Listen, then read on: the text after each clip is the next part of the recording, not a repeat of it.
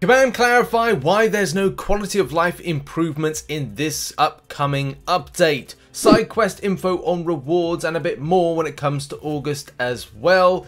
Deep dives are out for Galan and Quicksilver, and my god, these champions look incredibly spicy, and so much more, including arena results. Yes, hello everybody, welcome back to the MCN for Monday. There's a few things going on, but it's ultimately a slow week until we get the new update on the Tuesday, and we get to play around with buffs, and then the new content goes live on the Wednesday. But there are a few things to dissect here or there, so make sure to hit the like button, subscribe with post notifications on all, because we're going to delve into some of those things right about now. We kick off the MCN with coverage on the new update. The new update goes in tomorrow, so if you're looking to kind of like update and play Juggernaut, which the buff looks really good by the way, and I am actually really looking forward to playing that champion, and I'm thinking about a rank up on that one, I must admit.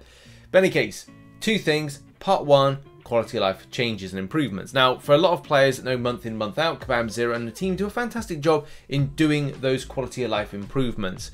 And this month, even though it does seem that there's not anything, there is something in that players are able to see who's not joined, and I think it's officers in particular that are able to see who's not joined things like Alliance Quest. So that's going to be important for some, but not anything too substantial. But definitely questions were asked about, you know, quality of life improvements. Why aren't we seeing anything like so significant? And granted, it will come to a point of like, what else is there to improve quality of life? There's some little things here or there. I definitely think loading needs to be addressed. I'm still having problems connecting into games sometimes, and it's just annoying. I mean, the input system is definitely something still that needs to be looked into. But why? The answer to the quality of life changes question is this. So Kabam Jack says quality of life changes been some months and not others. They don't necessarily have a pattern of recurrence. There are plenty of things in the works. Oh, so that's good. Kabam Zero will do as always. Always do slink out of the shadows to drop wonderful quality of life changes, only to return to whence they came until they bless us all with their presence again in the future. If anybody knows that anything about Kabam Zero, recently Kabam Zero had a child. So I think that's probably one of the key reasons as to why maybe, like, you know, this hasn't been like a full kind of like push towards stuff. I don't know if Kabam Zero is a catalyst. I always think that it shouldn't always be about one person in any kind of like team or group. It's all about a collective team trying to still continue on to deliver the best of the best, rather than going, oh, we've got to wait until this person's come back from this leave. But I can imagine that it would be a case of their streamlined organization, that they are working on stuff, and maybe next month we'll see something a bit more. As I certainly look forward to seeing things like this, where, you know, Kabam Zero has posted all the stuff that they're working on, how they've improved things, and stuff like that. Part two to the coverage of next month is all about the side quest, and also the great news is having the Legend Celebration event returning back. We're going to talk about that, and I've done a video, like a part one on that particular event, and a part two will be towards the latter point of the month when the event goes live. But with this, it seems to be a straightforward month. Very straightforward in the sense that you have 5 weekly side quests with 4 champions gated. So if you've got champions at high rarity, then it's good. But also if you need the champions for yourself, then all of them will come into fruition as a 2-star that will enter into your calendar. So free and exclusive 2 stars. Interesting. New. Like it. Okay. But it does give me some vibes back to when we had a Avengers style version of it just after the release of one, I think it was Endgame or something, and it went down really badly with the community. But that's kind of back in the history of MCOC, and I'm sure Kabam have learnt lessons. You hope Kabam have learnt lessons when it comes to these particular things. And the thing is, this is very straightforward. There's no things about like having a store or kind of like how you buy things. It's just quite simply go and grind the quest and you will get stuff as a result. The same thing with Thronebreaker and upwards, like all the shards and stuff and fragments, sorry, the fragments that you get for things like tier 6 basic and tier 3 alpha, I just put within like solo objectives of, you know, quite simply here. Do the side quest with Dr. Voodoo, She-Hulk, Cable or Gwenpool on your team. That's pretty much it. They don't even have to get involved. They just have to be there. The same way that, you know, you're adding in an extra 2-star for it. But there was an interesting question and answer from Kabam Jack, who says, are we doing Thronebreaker objectives with only the 4 required champions, or do we bring a 5th? And it's bring a 5th of your choosing. Do I have to wait to get all the side quest rewards? No, you'll get them incrementally. This is just the total of them in one chart. The rewards will be found on the quest paths and through completion and exploration towards rewards each week. Next up, if you're looking for a new / old comparison for Juggernaut, especially with some of the new abilities the champion is getting, go and check out Cat Murdoch's infographic, which I'll put a link to in the description down below. Yeah, it just compares a few kind of like old things and new things and how the champion is different. And I don't know if there's going to be new animations. That would be nice. But yeah, it gives you a real kind of like idea of preparation of the champion, kind of going, okay, well, how do I want to play this? Especially from an aggressive standpoint, because let's face it, this champion is going to be all about aggression. And it's going to be about damage, speed, and momentum. And exactly, momentum. It's quite funny that I can always say about like damage, speed, and momentum, which, you know, is taken from Dr. Disrespect for violence, speed, and momentum. But yeah, it's like that. Maximum momentum. Love it.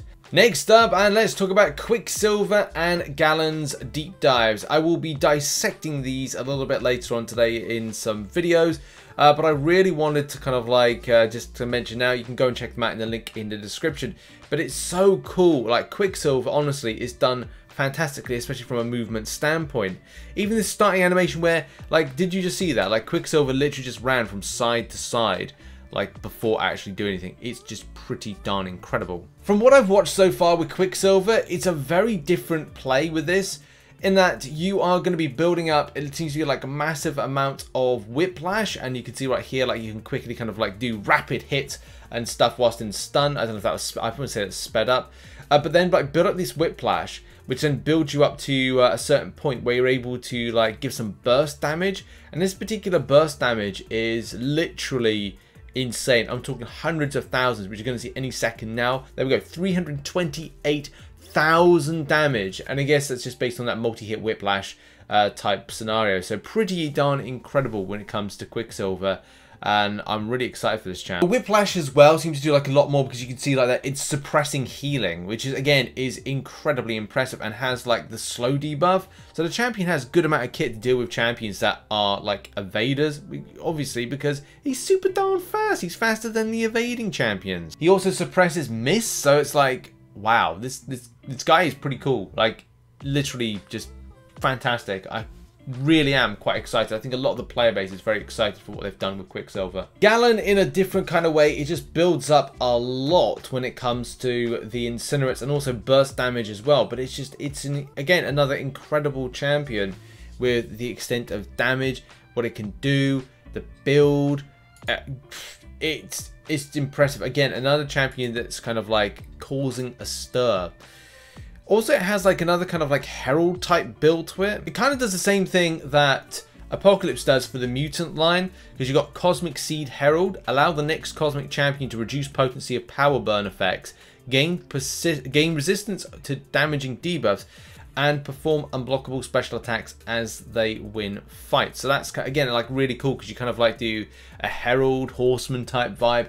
So that's something as well. We'll have full dissection in a couple of videos later on today for Quicksilver and Galan. I think a lot of players are starting to think about grinding out 6-star shards for this and preparing. And I probably would end up doing like a video on kind of like preparing 6-star shards, because the next spicy crystal is November 1st. Right, November 1st to February 7th for the 1st and 2nd August champion and the 1st September champion. And I think a lot of players are very interested in these two champions. I think actually these will probably be the most hyped champions of 2022, if I stick my foot out there and kind of like to say about it, because I think they are just like quintessential amazing champions, especially from how Kabam have built them, damage potential you can build up, the positive kind of like vibes they're getting. So yeah, 1st and 2nd August champions are going to be in this crystal 1st of November, and that's the feature 6-star. So start saving now and see what you get, because it's gonna be spicy. And now let's move on to arena results for Valkyrie and Storm. Now I saw a few people like posting something about 275 mil for position 100, and I honestly thought people were joking, and this was like, yeah, this is like completely ridiculous if it is. And yeah, it turns out that that is indeed true, as you can see by this image right here. So yeah, 275 mil to get position 100 for Valkyrie. That's nuts. I want to say like it's the largest ever. I can't remember what the Omega Sentinel was. I knew that was high, but I think this might have broken some sort of like record for the 6-star featured, and is, wow, okay, that is ridiculous. I don't really know what to say with this one, but at least to kind of put into perspective, I think that a lot of people have invested a lot of time into this, money as well, I think, and also like substantial rosters, especially 6-star rosters, in order to achieve this, and some very intense weekend grinding, which and very little sleep, I think, is probably the best way I can probably describe with that one. But like, I don't want to get into the politics of that one, and let's face it, like, it does kind of take away from some enjoyment, and the top 100 indeed should be investigated just to make sure. And I'm sure a lot of them within there are being legit in the way they're playing. It's just like, you just got to be sure. Actually, not a huge amount of information when it comes to positions for 5 stars and 6 stars. 47 mil, position 39 for 6-star Storm. To be honest, it might come close to that 40 mil I was talking about, but predictions-wise for round 2, I think I'm going with about 42. As I said, the 275 mil, 100 position for Valkyrie is a 6-star. 66.6 mil, 257 position, 5-star. 50.9, 475 position. Thanks to everybody that submitted information when it comes to results. I put them on the community tab and as well Twitter. Do make sure to get them in on a Sunday or early Monday. Just really handy for me to create these videos and get as much info as possible, just so we can get these out before round 2 begins. And predictions wise, I'm going with, I'm not doing a 6-star prediction. F that. That's just ridiculous. 275 mil is ridiculous. But 52 mil for Valkyrie's a 5-star, slightly more than I did in the first round. Storm 6-star, 42 mil. Could be a case that it came close to that 40 mil threshold, but yeah, 7 mil out there, 99% debatable. 12 mil, I think it will be fine for the 5-star. So yeah, those have been my predictions. Those have been the results as it stands. My God, crazy times. Also, thank you very much to those that support the channel as a YouTube member and as a patron who are on screen right now. Thank you so much. Should hopefully be lining up a live stream this week on YouTube, but I do have a few things on which might make things a bit difficult on time. Yeah, I look forward to seeing anybody there. Patreon as well. Thank you very much to those that support on Patreon. And also those that support on twitch.tv/RichTheMan live. Should be live streaming tonight. A little bit of MCOC and a little bit of Fall Guys. I love a little bit of mixing it up. And check out the other channel where I've got Fall Guys content and a lot of fun. That indeed has been the MCN for today. There'll be lots of Marvel Contest of Champions based content this week, and a very busy week for myself. But I'm going to make sure to plow on through and get some content out. Look forward to seeing you all in some vids. Bye bye!